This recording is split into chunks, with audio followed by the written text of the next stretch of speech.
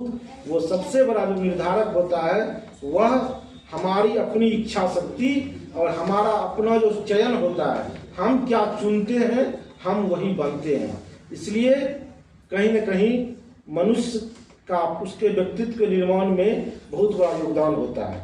और जैसा कि हमने पहले भी कहा कि कोई छोटी सी घटना आपके पूरे व्यक्तित्व को निर्धारित कर सकती है। आप सबों ने महात्मा गांधी का नाम सुना होगा और आप सभी जानते हैं उन्होंने पूरी दुनिया में सत्य और अहिंसा का एक संदेश दिया है। और यह सत्य के मार्ग पर वो कैसे चले। वो छोटे से जब वो थे तब उन्होंने हरिश्चंद्र नाटक देखा और उस हरिश्चंद्र नाटक को देख करके उनके जीवन पर इतना बड़ा प्रभाव पड़ा, उन्होंने जीवन में सत्य के पालन का व्रत ले लिया। हम लोग आज क्या करते हैं, आज हम आप लोग को डिजिटल पर भी शिक्षाएं दी गई हैं। आप लोग को इतनी चीज़ें हैं डिजिटल दुनिया में, हम लोग बेकार सारी चीज़ें देखते रहते हैं। तो जब कोई सत्य हरिश्चंद्र नाटक देख करके एक महात्मा गांधी दुनिया को सत्य का संदेश दे सकता है, तो उसी तरह से कोई हिंसक वीडियो देख करके आप बहुत बड़े हिंसक व्यक्ति भी बन सकते हैं। आपको पता भी नहीं चलेगा। कोई हिंसक वीडियो आपने आज देखा है, वो हिंसा आपकी 10 वर्षों बाद जब आपकी शादी होगी कभी पत्नी के सामने वो प्रकट हो जाएगी। आप आज कोई वासनापूर्ण वीडियो देख रहे हैं, वो वासना आपकी कभी बुढ़ापे में प्रकट हो जाएगी और आपको जेल जाना पड़ जाएगा। तो आप आज जो चीजें देख रहे हैं, आज आप जो चीजें पढ़ रहे हैं, उन चीजों का कब आपके व्यक्तित्व में कहाँ वो चीजें शामिल हो जाती हैं और आपको किस तरह से किस कदर प्रभावित कर देती हैं, इसका हमें अंदाजा भी नहीं होता है। इसलिए मैंने कहा कि हमको हमेशा इन चीजों को देखते हुए चयन करना चाहिए। हमको क्या चुनना है, तो हमको हमेशा बेहतर चीजों का चयन करना चाहिए जो कि हमारे जीवन में सकारात्मकता लाए। नकारात्मक चीजों को हमको जीवन में चयन नहीं करना चाहिए और हमेशा हमें आगे बढ़ने की कोशिश करनी चाहिए और उसको एक व्यापक रूप देने की कोशिश भी करनी चाहिए। आप सभी जानते हैं कि आप लोगों ने वो कहानी भी सुनी होगी। मैं फिर गांधी जी का उदाहरण देना चाहूँगा। गांधी कक्षा में थे और उस स्कूल इंस्पेक्टर आते थे जांच करने के लिए कक्षाओं में, आजकल थोड़ा कम आते हैं। तो कक्षा में आए इंस्पेक्टर जांच करने के लिए और विद्यार्थियों को उन्होंने कुछ स्पेलिंग लिखने के लिए दिया। सभी विद्यार्थी लिख रहे थे, गांधी जी ने एक कोई वर्ड का स्पेलिंग गलत लिखा था। तो उनके जो क्लास टीचर थे उन्होंने गांधी जी को इशारा किया कि ये स्पेलिंग तुम्हारा गलत है और बगल वाले स्टूडेंट का सही है, तुम उससे देख करके उसको सही कर लो। लेकिन गांधी ने ऐसा नहीं किया और उनको कम अंक आया। लेकिन वो देखिए वो छोटी सी बात है, लेकिन इस बात आज उसके उनके बैच का टॉपर पहचानते, गांधी के बैच में कौन गोल्ड मेडलिस्ट हुआ था, या गांधी के बैच में सबसे ज्यादा अंक किसको आया था, या उस समय जो कॉलेज इंस्पेक्टर आए थे तो कौन सा वो छात्र था जिसका वो स्पेलिंग कैटल कोई शब्द था उसका सही स्पेलिंग था, आप उसको नहीं जानते। लेकिन जिस व्यक्ति ने गलत स्पेलिंग लिखा आज उसको पूरी दुनिया जानती है और जिनके नाम पर आपका यह केंद्र है वो भी उन्हीं के कृपा से तो प्रधानमंत्री बन सके। तो देखिए आप कितनी छोटी सी बात है, लेकिन उस व्यक्ति ने तो ये आपके व्यक्तित्व का निर्धारण यहाँ से होता है। पूरी कक्षा में सभी लड़के नकल कर रहे हैं, मैं नकल नहीं करूँगा, ये जब आप निर्णय लेते हैं ये आपके एक व्यक्तित्व का निर्धारण करता है। नकल करके टॉप करने से बेहतर है बिना नकल किए असफल हो जाना। अगर आप में यह हिम्मत आती है, अगर आप में यह विश्वास आता है, अगर आपके अंदर ये जज्बा आता है तो आपके एक व्यक्तित्व का निर्माण होता है और यहीं से आप एक बड़ा आदमी बनते हैं। और हमें हमेशा जो जीवन को सफल होने के लिए कार्य नहीं करना चाहिए बल्कि जीवन को सार्थक बनाने के लिए कार्य करना चाहिए। आप देखते हैं कि बड़ी बड़ी घटनाएं आप लोग रोज अखबारों में पढ़ते हैं कि बड़े बड़े IAS होते हैं, बड़ी टॉप परीक्षाओं में पास करते हैं, वो क्या करते हैं कि आप देखते हैं कि कहीं विजिलेंस उसको पकड़ लेता है घूस लेते हुए। मुझे बड़ी दुख होता है ये पत्रकार लोगों के से, ये फोटो जब लेता है जब गंजी पैंट में रहते हैं तभी लेता है। भाई बेचारे को थोड़ा पहनने दीजिए, शर्ट उट पहना दीजिए बढ़िया से, तब ले जाइए। इतना तो उसके मानवीयता का ख्याल रखना चाहिए उनको, चाहे वो अपराधी ही क्यों ना हो, भ्रष्टाचारी ही क्यों नहीं हो, उसका फोटो थोड़ा भाई शर्ट उट में लीजिए। देखिए गंजी पैंट जब पिना होता है तब पत्रकार फोटो लेकर पसंद होता है, कितना दुख होता है।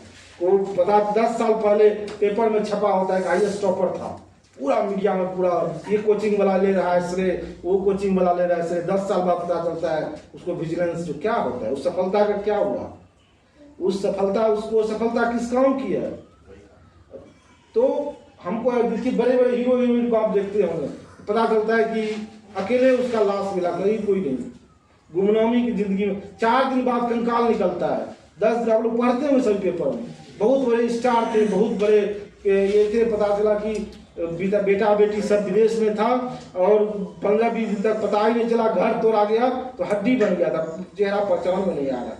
क्या है उस सफलता का, क्या अर्थ है उस सफलता का, क्या उद्देश्य है, क्या वो सफलता हमारे जीवन का लक्ष्य है, क्या वो सफलता हमारे जीवन का लक्ष्य होना चाहिए।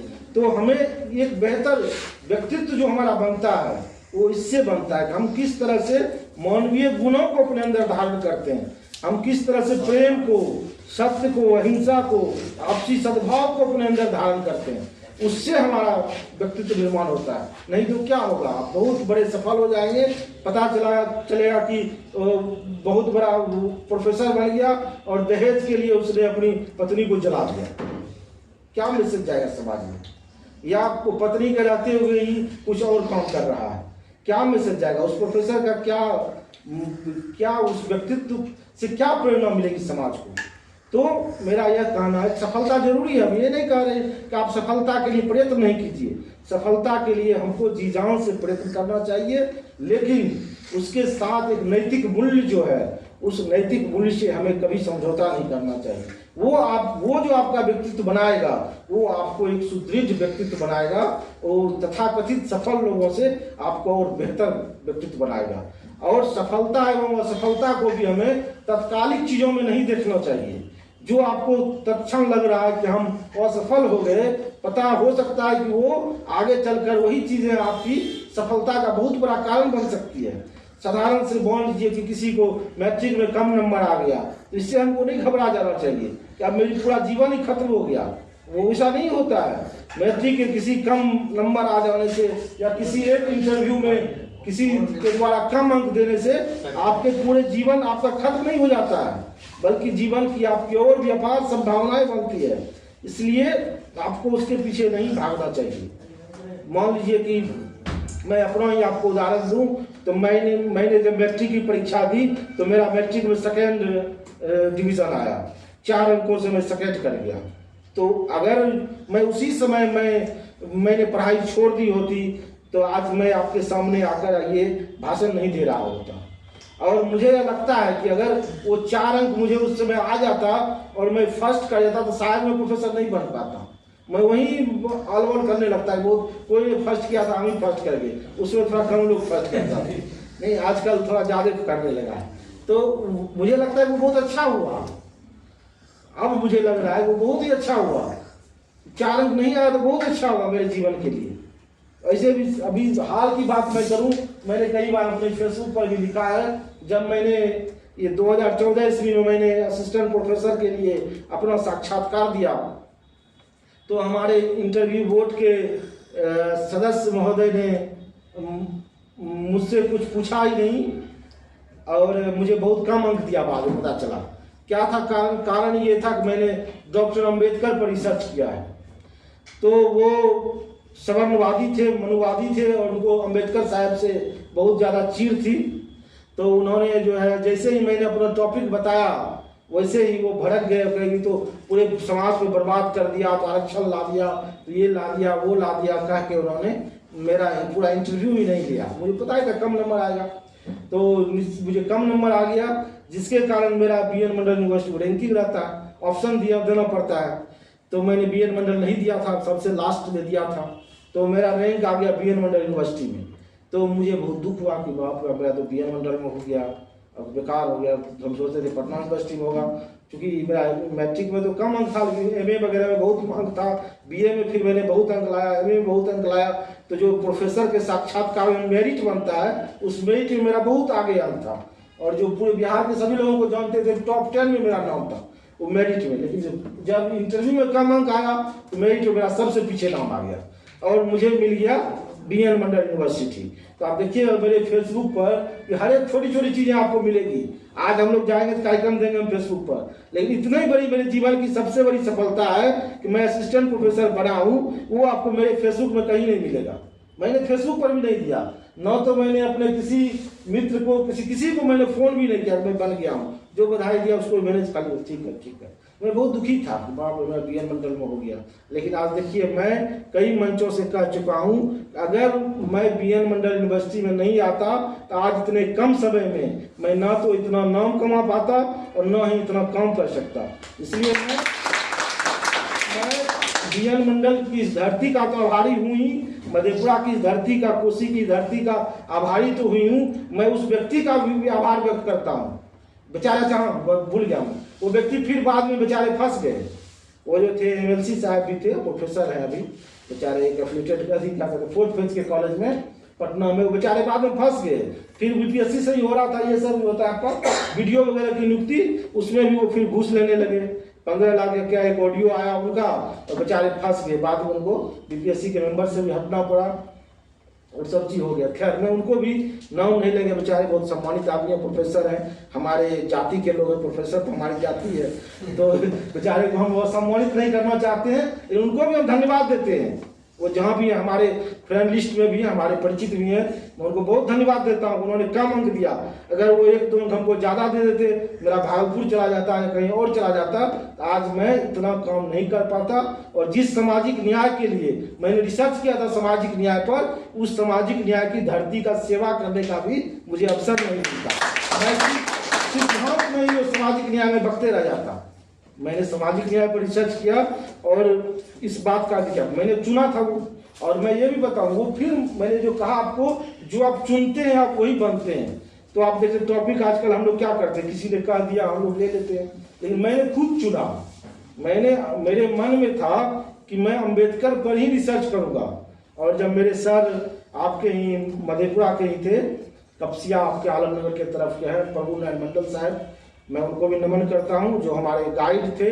तो मैंने उनसे कहा कि सर मैं अंबेडकर पर रिसर्च करूंगा और आप ही के अंदर में करूंगा। बोले कि अरे बाप, अंबेडकर पर मत कीजिए, आप वेस्टर्न फिलॉसफी ले लीजिए, कुछ और ले लीजिए। बहुत फिलॉसफी वाला सब प्रोफेसर सब जो है अंबेडकर को पसंद नहीं करता, आपको बहुत दिक्कत होगी नौकरी वगैरह में। तो वो कहे नहीं सर, हमको तो करना है, इसी पर सर करना है। तो मैंने उसको चुना, उसके कारण कुछ कठिनाइयाँ भी हुई, लेकिन आपको मैंने जैसा अभी तुरंत बताया, वो जो कठिनाई वो मेरे लिए वरदान साबित हुआ और मैं आज आपके सामने खड़ा हूँ। इसे छोटी मोटी चीज़ों पर हम लोग को नहीं घबराना चाहिए कि किसी ने कम नंबर दे दिया, किसी ने ये हो गया, किसी का ज़्यादा पैरवी हो गया, मेरा कम पैरवी, कोई बात नहीं है। एक रास्ते बंद होते हैं तो 1000 रास्ते खुल जाते हैं।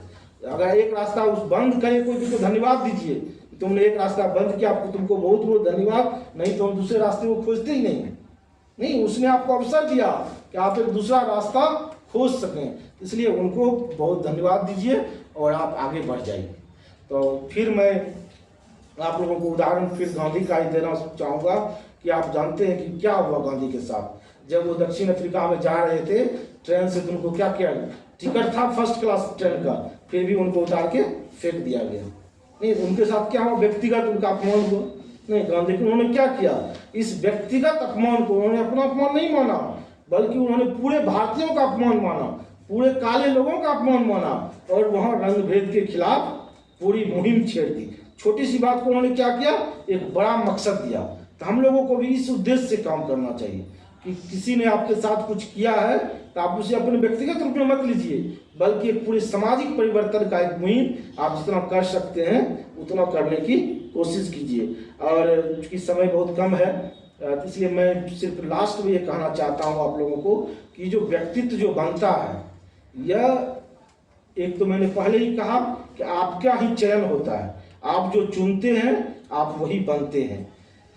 इसलिए हमेशा बेहतर चीज़ों का हमको चुनाव करना चाहिए। और दूसरी बात कि हमेशा अपने आप का मूल्यांकन करते हुए हमेशा परिष्कृत करते रहना चाहिए। वैसा प्रतिदिन हमको कोशिश करनी चाहिए हम रोज बेहतर कैसे बन सकते हैं। आज हम जैसा हैं कल उससे कुछ बेहतर बनकर हमको अपने आप से कंपटीशन करना चाहिए। हमेशा खुद से आपको प्रतियोगिता करनी चाहिए और कल हम कैसे बेहतर बने, इसके लिए हमेशा आपको प्रयास करना चाहिए। और इसके लिए आपको मैं सिर्फ 2 सूत्र बताना चाहूँगा कि 2 ही तरीका है, आप लोग सभी जानते भी हैं उसको, सिर्फ मैं उसे बताना चाहता हूँ। जैसे कि मान लीजिए कि कोई भी तालाब है और उसमें आधा जो है वो गंदा जल है और आधा मान लीजिए साफ जल है, तो उस पूरे तालाब को हमको साफ करना है, क्या करना पड़ेगा हमको?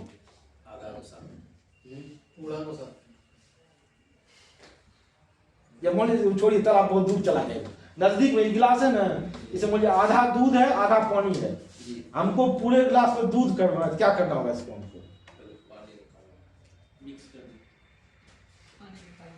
क्या करना पड़ेगा? बस लास्ट इतने को बताएंगे, बस लास्ट इसको पूरा दूध करना है, क्या करना पड़ेगा? उसमें और गिर जाएगा, पूरा दूध कैसे होगा? क्या करना पड़ेगा? पहले जो पहले आप सही बोले थे, 2 काम करना पड़ेगा। पहला काम ये करना पड़ेगा, जो पहले से इसमें आधा पानी है उसको निकाल देना पड़ेगा। फिर दूसरा काम क्या करना पड़ेगा?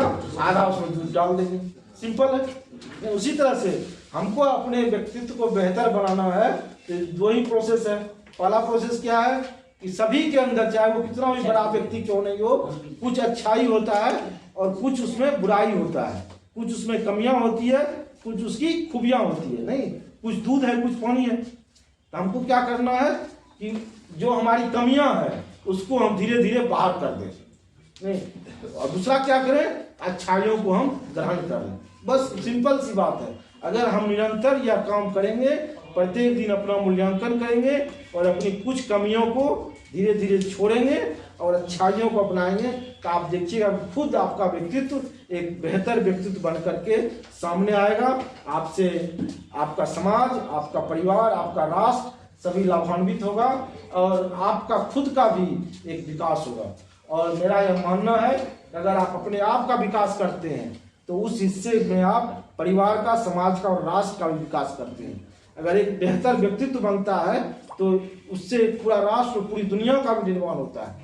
अगर कोई एक व्यक्ति गांधी या बुद्ध या अंबेडकर बनता है तो उस हिस्से का पूरा राष्ट्र, पूरी दुनिया भी बेहतर बनती है।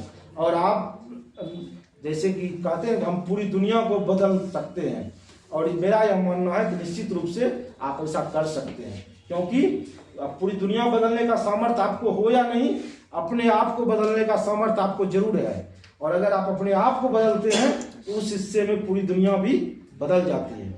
बदलती है कि नहीं बदलती है? पूरी दुनिया बदल जाती है ना, जरूर बदलती है। जैसे कि मान लीजिए हमारे सामने ये बैठे हुए हैं, इनको ताकत नहीं है आप सबको हटाने का क्लासरूम से, नहीं, ये थोड़ा सा खड़े हो जाइए प्लीज।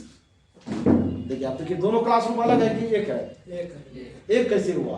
पहले जो क्लासरूम का फोटो था, रंजन जी खींचते आप, अभी खींचिए प्लीज रंजन जी, 1 मिनट एक फोटो खींचिए आप। देखिए फोटो खींच रहे हैं वो, अभी का फोटो है ना? अच्छा तो बैठ जाइए आप, ये फोटो लीजिए। दोनों एक है क्लासरूम? अलग हो गया ना? तो ये अलग हो गया कि पूरा क्लास अलग हो गया? ये अलग हो गया, पूरा क्लास भी तो अलग हो गया। पूरा क्लास का जब हम फोटो देखते हैं तो पूरा क्लास भी बदल गया, नहीं, पूरा चित्र हमारा बदल जाता है। तो मतलब मेरा ये कहने का है, अगर आप अपने आप में ही बदलाव लाते हैं, पूरे समुदाय का बदलाव होता है और पूरे राष्ट्र का, पूरी दुनिया भी उस अर्थ में, उस हद तक बदल जाती है। बेशक ये दुनिया बहुत बड़ी है, इसमें कहते हैं कि और विज्ञान भी मानता है, अध्यात्म भी मानता है, सूर्य भी है, कोटि कोटि सूर्य, हजारों सूर्य भी हैं, नक्षत्र हैं। वैज्ञानिक हमारे बड़े भाई बैठे हुए हैं, केमिस्ट्री के विद्वान, और सर भी साइंस के हैं, फिजिक्स के, वो लोग बताएंगे ब्रह्मांड कितना बड़ा है। लेकिन उस पूरे ब्रह्मांड में भी हमारी एंटिटी चाहे कितना ही माइक्रो कितना ही छोटा क्यों नहीं हो, फिर भी अगर हम अपने आप में बदलाव लाते हैं तो उस हद तक पूरी दुनिया भी बदलती है। इसलिए मैं आप सबों से यह विनम्र अनुरोध करूंगा कि आप निश्चित रूप से अपने अंदर में ये बदलाव लाने की कोशिश करेंगे।